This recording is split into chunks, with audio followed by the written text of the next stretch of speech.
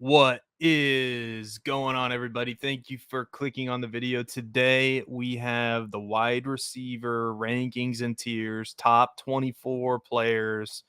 We're going to get right into it. This is assuming a half point PPR, single quarterback league, although single quarterback really doesn't matter.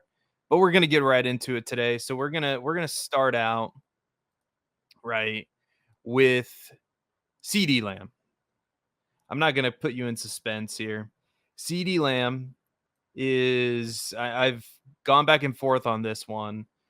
He is set up in one of the best situations in fantasy football. I know there's some speculation about whether or not Dak Prescott is going to be the long-term quarterback in Dallas. And I assume after what happened in Minnesota, where Kirk Cousins moved on and the Vikings drafted JJ McCarthy and they're going to pair him with Sam Darnold, that maybe I should be more concerned about the fact of Dak Prescott staying long term. I don't know, but I know that Jerry Jones is somebody who likes to win and win now, and the Cowboys are likely always going to be picking in the 20s, and it's going to be tough for them to go up and get a quarterback. And the 2025 class of quarterbacks isn't nearly as good as the 2024 class. My guess is they figure it out with Dak Prescott, and CeeDee Lamb is just fine with his quarterback. And you look at the depth chart in Dallas, and it's Brandon Cooks, it's Jalen Tolbert, it's Jordan Whittington. There's not a lot of people that are competing for targets. I suppose Jake Ferguson is there, but even he is one of the more. I mean, he's more of a product of the system and not necessarily an elite talent himself. So CeeDee Lamb in tier one, Jamar Chase also in tier one, player number 2 overall, and this is because if I can find him here. Certainly I put Jamar Chase in here, didn't I? Yes, I did. I just can't see things very well. Jamar Chase with Joe Burrow, and I know T. Higgins is there for now, but the target share and the quarterback situation are what matters. And he's 24. He's a whole year younger than Justin Jefferson, than CeeDee Lamb. And week to week, Jamar Chase provides you the kind of upside that you're going to want at the wide receiver position. He's very insulated. Like I said, Joe Burrow's not going to go anywhere anytime soon. T. Higgins might be traded out of town. And then all of a sudden, he's in a very similar position to a CeeDee Lamb. He might be already, because T. Higgins might be one of the more overrated wide receivers that we've seen in quite some time. So we'll see exactly what happens with the T. Higgins situation. But we're going to go on down the line to Justin Jefferson, and this is going to round out tier number 1 for us. Justin Jefferson with Minnesota, there's no doubt that Kirk Cousins leaving hurts him and moves him down the rankings. I had him at number 1, player number 1, wide receiver 1, rather. I guess player 1 too in these half PPR leagues. But now that Kirk Cousins is gone, enter Sam Darnold, enter JJ McCarthy. It's not going to hurt Justin Jefferson as much as you think, because the law of the conservation of targets, the Tom Savage corollary, right? He's going to get targets. Justin Jefferson is an amazing football player. The fewest amount of targets he's received in his career, 125 targets in his rookie season. Since then, 167 targets, 184 targets. Yes, I guess technically he got 100 targets last year, but he only played in 10 games, so I'm not counting that. This is a mega producer at the wide receiver position, and he's done it for multiple years now, and he's never finished below wide receiver 9 in fantasy points per game. And like I said, the person who the wide receiver that's going to take a hit from the Sam Darnold, JJ McCarthy situation is going to be Jordan Addison. Like, Jordan Addison is the guy you want to sell. Justin Jefferson's the guy you want to buy, especially considering that his value has dipped in the last, ever since the news of Kirk Cousins signing with the Atlanta Falcons. His value has dipped in Dynasty. We're going to move down a tier, and I'm going to put Amon-Ra St. Brown in this tier, just below the tier 1 of wide receivers. Now I get it. Amon-Ra St. Brown, you could make an argument that he belongs in tier 1 just given his target competition and given the offense. Like, you look around that offense and it's like Jameson Williams, Khalif Raymond, Donovan Peoples-Jones. Like, I guess Sam Laporte is there.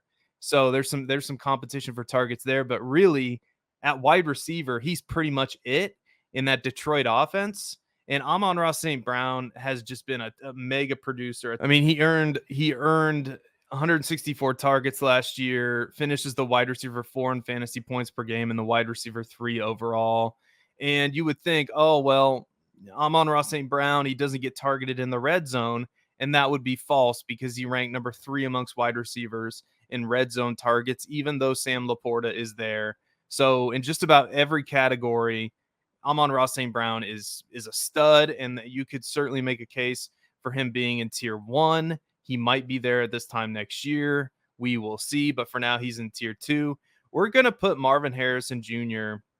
up there right next to or right behind Amon-Ra St. Brown. And I know what some of you might be thinking. Marvin Harrison Jr. is a rookie. Some people don't like rookies. I'm not one of those people because if you look at the Arizona Cardinals depth chart, you will find hardly any competition for targets. I mean, obviously, Marvin Harrison Jr. is not going to get every target, but it's Michael Wilson, Greg Dortch, Chris Moore, Zay Jones, Zach Pascal.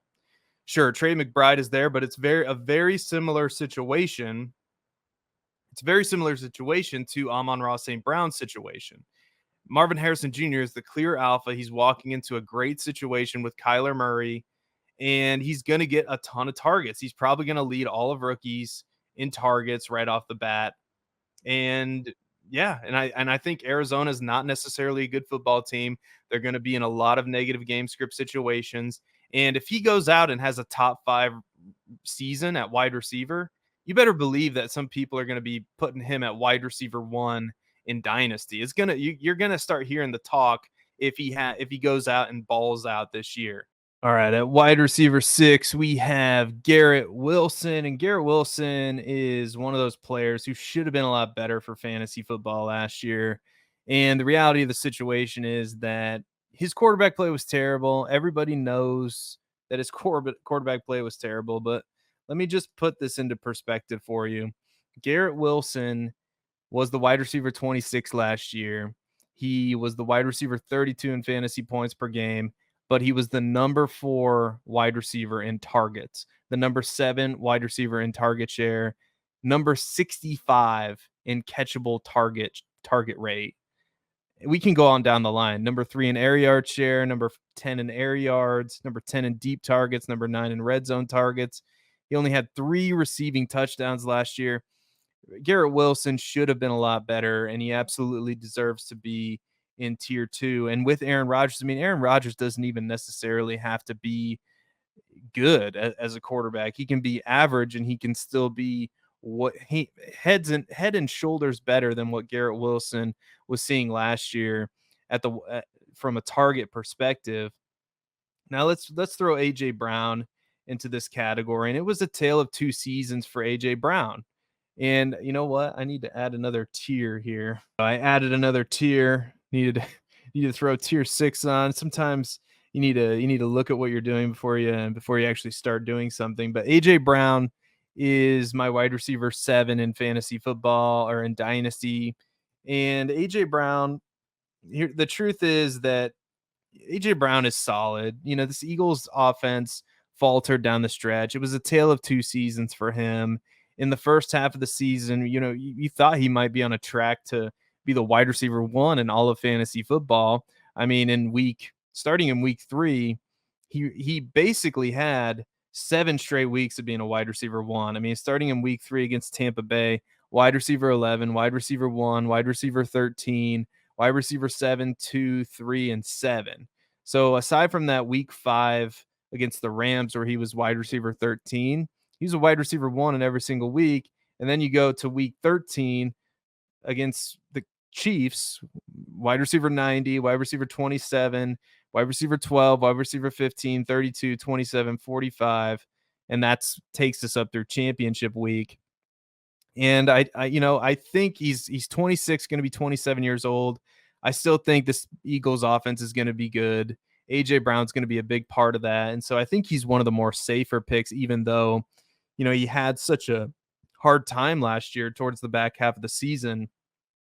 Who knows if injuries had anything to do with that? There might have been something that was happening that we weren't aware of. I mean, it could just be that the Eagles offense was not good. Actually, I'm looking at it now. He had a bruised thigh and an MCL sprain in week 17, bruised thigh in week 11. That would have, if that was bothering him, that could have affected his performance. But again, he's an NFL player. He'd probably be the first one to tell you he should be able to play through that at a high level. So let's move on down to tier number 3, and we're going to throw Malik Neighbors as the first player in tier number 3. Some people don't like this Giants landing spot. I think it's just fine, especially when you start to look at like who's there in New York, as far as like who's going to be who has the target competition, like who's going to compete with Malik Neighbors for targets. And we're talking Darius Slayton, Wandell Robinson. They still have Jalen Hyatt. They signed Allen Robinson. They brought in Isaiah McKenzie. I think they're just trying to throw as much shit at the wall to see what sticks. Who knows what Darren Waller is going to do? But this is an offense that desperately needed an alpha wide receiver, and Malik Neighbors figures to fill in that role. And I think he's going to get targeted quite a bit. Like it's a very similar situation of Marvin Harrison Jr. And if Malik Neighbors can prove that he's an alpha in year one, again, these wide receivers are going to rise up the rankings really fast. I don't know if Malik Neighbors will be in that wide receiver 1 conversation, but he could be someday. I mean, you never know. I mean, he's what is he's Malik Neighbors is 20 years old, so 20 going to be 21 years old. He definitely, I mean, if he goes out and puts up a productive season, like we're talking top 10, top 7, somewhere in there, which is very possible given the target share, given his talent profile. We're talking that he could be in that, next year, Marvin Harrison Jr., Malik Neighbors could be in that tier 1 of wide receivers. Let's go down the list here. We're going to throw Puka Nacua in tier 3. I've come around on Puka Nacua after, much research, much debate amongst my colleagues at Player Profiler, Cody, us talking through some of these dynasty rankings. I think Puka Nacua is just good. I don't think we complicate this ranking. I have him very firmly behind, like Malik Neighbors, Marvin Harrison Jr., some of the rookies, Garrett Wilson, AJ Brown, etc. But I still think he's good. I think he's you earn 159 targets in your rookie season. You're the wide receiver 4 in fantasy football. That means you're a good player. I mean, Sean McVay is no dummy. And I know Cooper Kupp is there, and some people are saying, well, including myself, by the way, I said, he's going to have more competition for targets this year. A healthy Cooper Kupp's probably going to lead the team in targets. That means less targets for Puka Nacua. And while that might be true, Cooper Kupp's 30 years old. There's a chance he gets hurt again. And their wide receiver 3 is Demarcus Robinson. So, like, as soon as Cooper Kupp goes away, we're talking about just an insane target share for Puka Nacua. And we're talking about a wide receiver who's not even 23 years old. We're going to have to forget about the draft capital at some point. I mean, he was taken in the 5th round. I get it. But once you prove you're good, you're good. I mean, eventually we have to move on from that. And I think we're at that point right now with Puka Nacua. Now, we're going to put one more player in tier 3, and I don't care about the target competition. I think this guy is almost too big to fail, and that's DJ Moore with Caleb Williams now in Chicago. And I get it. Keenan Allen's there. They draft Rome Odunze. They have Cole Kmet. They have DeAndre Swift. They have a plethora of weapons in the offense. But I don't care. DJ Moore is good. DJ Moore is 27 years old, and he had a career year last year. I think there's still some more room for growth. He had 136 targets that ranked 14th in the NFL. I think there's going to be more 2 wide receiver sets in this 12 personnel with Shane Waldron than some people might like to admit. I think that's bad for Rome Odunze. I think that's good for Keenan Allen and DJ Moore. DJ Moore, especially because as Caleb Williams acclimates himself to the NFL, who do you think his number one target's going to be? It's likely going to be DJ Moore. It's likely going to be the 27-year-old wide receiver who's really good after the catch. And so you project past this year, and it's likely going to be DJ Moore, Rome Odunze as the future wide receiver duo for the Chicago Bears. And I think that's still really good for DJ Moore with Caleb Williams. And again, it all comes down to Caleb Williams, this evaluation, because I believe that Caleb Williams is an elite talent at the wide receiver position. That's just what I think. It's not just because I have my navy colored goggles on. Everybody knows that I'm a Bears fan, but coming into the draft, throughout the process, throughout the scouting process, before I even knew that the Bears were going to get the first overall pick, I thought Caleb Williams was going to be a generational talent at the quarterback position. And I believe that's what he is. And I'll throw that word out there. I know that some people, I think it's becoming a cliche that people are saying that you shouldn't be able to use the word generational. And I say, let's bring it back, baby, generational. And that's what Caleb Williams is to me. And that's why I have DJ Moore in tier 3 ahead of some other wide receivers that, some other people might be fans of, but we'll talk about those wide receivers now and we'll throw them up there. Right. And this is where I start to get nervous, honestly. But I'm going to throw up the wide receiver in a situation that I like. Hasn't really proved that, he's worthy, but he's of this ranking yet, but he's young.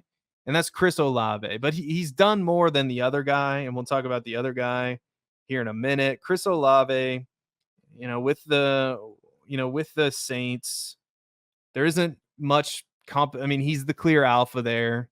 He was wide receiver 16 last season. He was, he was okay. Wide receiver 19 in fantasy points per game. He plays with Derek Carr, right? He plays with Derek Carr, and a lot of those air yards are prayer yards with Derek Carr. We know this. This is a joke that we've been telling for a long time, but it's true. And like the truth is, at least I can look at Chris Olave and go, okay, like there's a wide receiver 25 in fantasy points per game, wide receiver 19 in fantasy points per game. Number 3 in unrealized air yards, number 4 in deep targets, right? The catchable target rate 71% is number 43 in the NFL. So we can say the quarterback's not great, but obviously that's not changing. Number 6 in air yards, and there's those prayer yards we were talking about. And he's number 12 in the NFL in targets amongst wide receivers. That should be a situation that could propel him to be a top 12 wide receiver in fantasy football. It could be. He just needs to connect more with some of these prayer yards, because the unrealized air yards, number 3 in that category, is just unreal. Now we go to the next wide receiver and we talk about Drake London. And Drake London, these two wide receivers scare me, because I much rather prefer to trade down, to be honest with you, in this particular situation, because Drake London scares the bejesus out of me, because like when everybody and their mom that's a fantasy football analyst is coming out and saying, oh, Drake London is unbelievable. Drake London's going to be good. Drake London's this. He's the second coming of Justin Jefferson in this offense. He's going to be Justin Jefferson, Kirk Cousins, Justin Jefferson in Atlanta. I'm like, hold the phone. Just hold on a second, please. Can we pump the brakes? Drake London, 109 targets last year. Yeah, he's young. He's 22 years old, going to be 23. But we assume that Drake London, the reason he's bad, and he's been bad versus ADP, he's averaged just over 10 fantasy points per game, and that would make him the wide receiver 43 in fantasy points per game in 2022, the wide receiver 42 in fantasy points per game in 2023. Like, that to me isn't good enough to warrant me taking him here. I know he's a young prospect. I know some people really like the talent profile, but I haven't seen enough from him yet. We look at the air yards, 24th amongst wide receivers in air yards, 27th in air yard share, number 36 in unrealized air yards. And then you're like, well, that's because the quarterback was bad, Seth. Well, actually, number 36 in catchable target rate, which is a little bit better than Chris Olave. Like, it's a little bit better than Chris Olave. And you just assume, well, the quarterback is going to be improved, and that's true. But you look at the competition for targets. Kyle Pitts is more athletic and just I think going to be a bigger problem for Drake London than people realize. Also, Darnell Mooney, and I know we like to do this thing where like he dropped a pass in the end zone one time, that means he sucks. I'm sure Justin Jefferson dropped a pass at some point in his career, and I'm sure he's terrible too, to all these Twitter trolls out there who just think that Darnell Mooney's bad. Like Darnell Mooney, you do realize that Darnell Mooney at one point in his career and with the Bears, he had 140 targets. You do realize this, right? Back in 2021, Darnell Mooney had 140 targets, and then the last 2 years have been, not so good. And this, according to the rumors, if you believe the rumors to be true, Kirk Cousins actively recruited Darnell Mooney, and Kirk Cousins plays in the NFC North against the Bears. So he had a front row ticket to watch Darnell Mooney play. Darnell Mooney's the wide receiver 2 in this offense. Rondell Moore's there as well. They made a point to bring in other wide receivers, not necessarily in the draft, but in free agency and in trades. So there's going to be some target competition there for Drake London. Do I think Drake London's going to earn his fair share of targets? Yes, I do. I have him ranked as wide receiver 12. Let me know what you think in the comments. But I am like, this is the point in the draft where I'm considering these options at wide receiver. I'm likely looking to trade down. These assets scare me. But again, let me know what you think in the comments. All right. Next up in this tier, we're going to go to Jalen Waddle. And Jalen Waddle is one of the more, in my opinion, he's got a pretty good floor. And he also has a pretty good future in the Miami Dolphins offense because and I was even tempted to put Jalen Waddle ahead of Drake London and Chris Olave, but I chickened out. I just couldn't do it because we're talking about a 25-year-old wide receiver, but we're also saying, Drake London, or not Drake London, Jalen Waddle is a guy who's actually produced for us at a level that we like to see. He's been the wide receiver 15 in fantasy points per game, wide receiver 12 in fantasy points per game. And he was the wide receiver 21 in fantasy points per game. He only played in 14 games last year, wide receiver 34 overall. But we can at least tell ourselves a story about Jalen Waddle. We've seen it before. And, in this offense, we don't know how much longer Tyreek Hill is going to be there. We don't. And like the Dolphins, outside of those two guys, I mean, they bring in Odell Beckham. Odell Beckham barely saw 60 targets last year with the Baltimore Ravens, and he probably should see more than that this year. But outside of that, once Tyreek Hill goes away in this offense, there's really nobody other than Jalen Waddle. I mean, it's Braxton Berrios, River Craycraft, and Eric Ezukanma. Ezukanma. Sorry to Eric Ezukanma if I mispronounced his name. But you get what I'm saying. Like, next year at this time, we could be saying Jalen Waddle's the wide receiver 1 in Miami. And if that's the case, he's going to rise up these rankings. And I think Jalen Waddle's a buy in Dynasty, if I'm being honest with you. And we're going to talk these next two players. It's very interesting when you're going about these Dynasty rankings because you're just trying to put the value where it should be. And with this next player, Rome Odunze, I think Rome Odunze is the perfect pick if you are trying to be a productive struggle type of fantasy gamer. I like to call it the year 1 punt because I don't like to be struggling too often in Dynasty. I don't want to be struggling for multiple years. I want to have a clear plan to when I'm going to be competitive. And I think Rome Odunze gives you that pathway. And I don't know where other people have him ranked, but I have him ranked at wide receiver 14 here in tier 4. And I think he's really good. This is a projection. He's likely not going to be as productive as we would want him to be right away because obviously DJ Moore and Keenan Allen and Cole Kmet and DeAndre Swift, this is a jam-packed offense, but this is an offense with a quarterback that I believe in, that I believe is going to be really good. And they're coming in at the same time as rookies, and they're going to work together. They're going to get on the same page together, and people might not think that matters, but it absolutely does matter. And Rome Odunze, really good in college too. Like, you could put his college stats up against anybody. And I just, like I said, he's in a great situation for in the future, but it may not happen this year for him, especially when we look at the season JSN had as a rookie. And those two players are not the same whatsoever. They're both really talented. I think Roma Dunze is a better prospect at wide receiver, and the draft capital would speak to that. But again, I don't know if the exact same thing's going to play out. I think it could. I think there's going to be more two wide receiver sets than we'd like to see as fantasy football gamers. But there's no question to me that Roma Dunze is a bet for the future, not necessarily for the here and now. And that's what makes him a perfect, productive struggle pick. Of course, he's a rookie too, and there's that.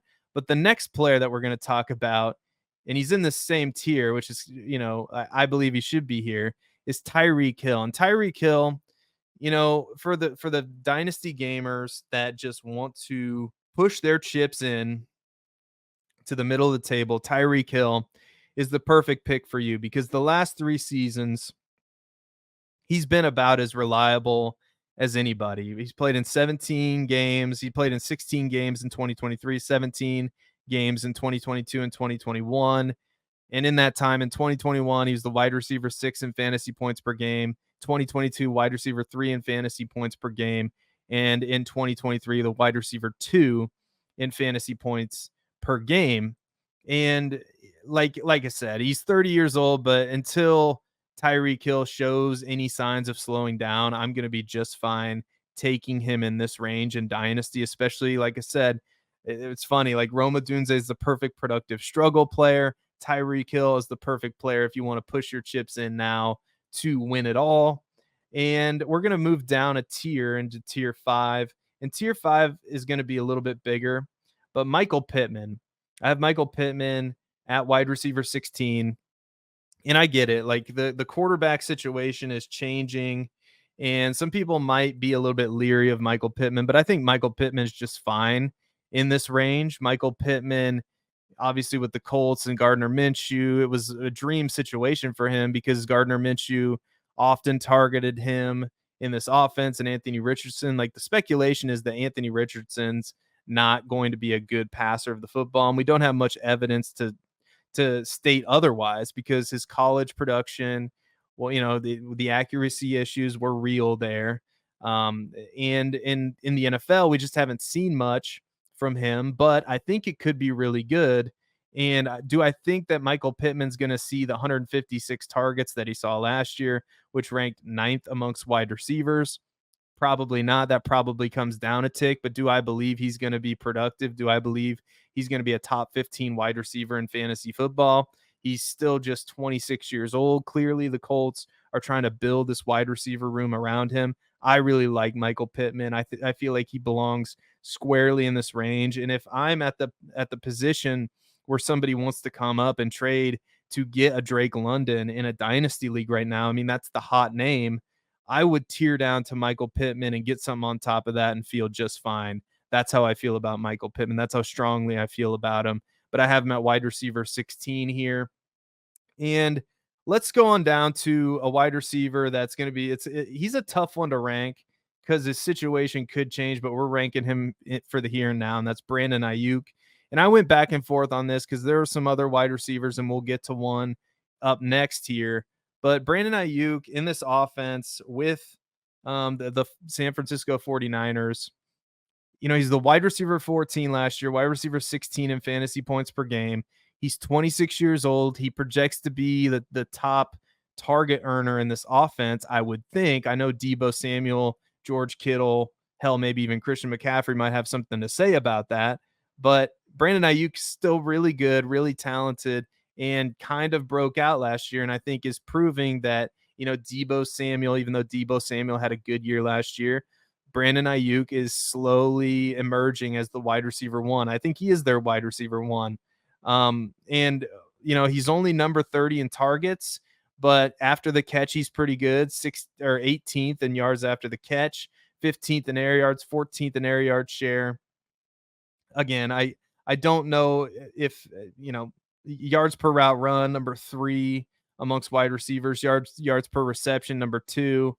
He catches just about everything. True catch rate, number 9 amongst wide receivers. I think Brandon Ayuk is just a really good wide receiver, and he's in a really good situation. Although a crowded situation in San Francisco, and we always have the upside scenario where he could go somewhere else and potentially be the wide receiver one. And I think he's good enough to be that wide receiver one for another team. Now let's talk about Nico Collins for a second.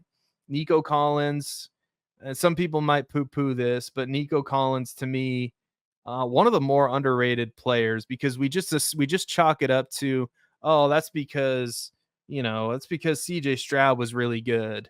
And yeah, to a certain extent, he's benefiting from CJ Stroud, but he also earned the targets. He earned 109 targets last year that ranked 24th amongst wide receivers. Tank Dell was there. Dalton Schultz was there.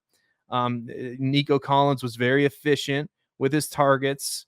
He number 6 in yards after the catch.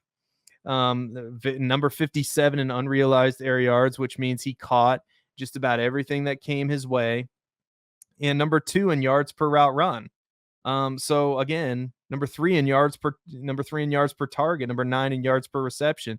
These are all metrics that we like to see when we're targeting wide receivers. And we're also talking about a 25-year-old wide receiver with the Houston Texans that projects to be the lead dog on the outside. And I get it. They bring in Stephon Diggs. They have Tank Dell.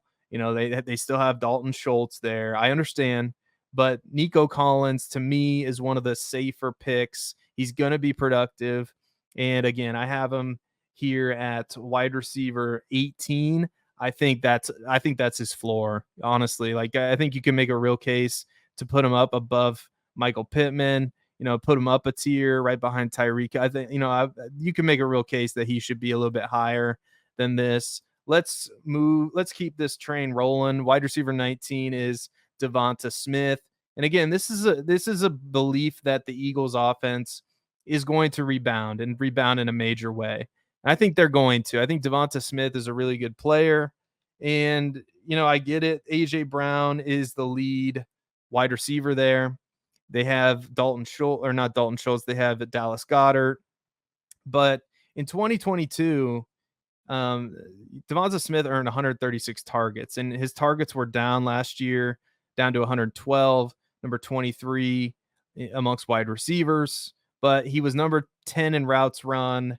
His yards per route run was number 37, which is not necessarily ideal, but number 11 in true catch rate, which means that he catches just about everything that comes his way. And the target rate was down a little bit. So I have to think that bounces back, and I have to think that Devonta Smith at 25 years old is going to bounce back in a major way this year. I like him, in Dynasty, as I'm looking at this and thinking it through and thinking through my analysis, I have to think that he's probably a buy, because he was a wide receiver 14 in fantasy points per game in 2022 and a wide receiver 20 in fantasy points per game in 2023. And his situation really hadn't changed that much. So I like Devonta Smith here at wide receiver 19. Now let's talk about a wide receiver that this is going to be a polarizing ranking, and that's George Pickens. George Pickens, just think about the Steelers offense for a second. Think about who's there, what moves they make. Like, teams, oftentimes they lie to you in these press conferences, but they tell you the truth with the moves that they make. And the moves that they make tell you that they believe in George Pickens, because they trade away Kenny Pickett, right? Kenny Pickett's gone, and they bring in Russell Wilson and Justin Fields. So 2 quarterbacks that you could argue are upgrades over Kenny Pickett. That's good for George Pickens. They trade Deontay Johnson to Carolina. That's a win for George Pickens. They go the first and second rounds of the NFL draft. Not only do they not draft a wide receiver, but they draft offensive linemen. They draft Troy Fautanu and they draft Zach Frazier, and both project to be starters. Zach Frazier, starting center. Troy Fautanu, they have slated at left tackle, but he could be a guard for the future. Who knows? But the simple point is, they drafted Roman Wilson in round 3, but all of that stuff equals, like, the Pittsburgh Steelers are telling you, we trust George Pickens to be the alpha, the wide receiver 1 in our offense. It might be an offense that likes to run the ball. But look, I think, and we know Arthur Smith's going to be there, so we know that they're going to want to run the ball. That seems like a good match of ideologies in that offense.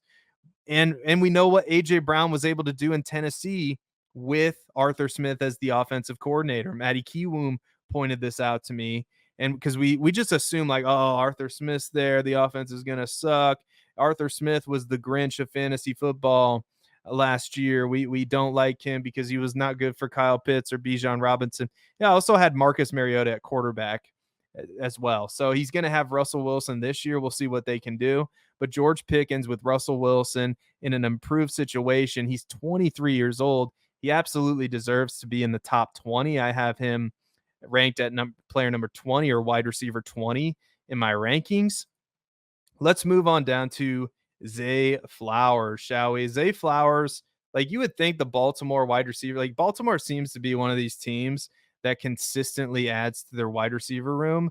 But you look at their wide receivers and you go, wow, Zay Flowers is kind of their best receiver. And it's really not even close because Zay Flowers, they have their Rashad Bateman, Nelson Aguilar are slated to be their top 3 wide receivers. They drafted Devontae Walker. Tylan Wallace is there. Deontay Hardy is also on the depth chart. They have Mark Andrews, who's going to be coming back and be all signs point to him being healthy this year. So, but Zay Flowers comes into a situation where he's the wide receiver 1. It's not an offense that throws the ball a lot, but Zay Flowers is going to be one of the top target earners in this offense. And he's super athletic. He proved that last year.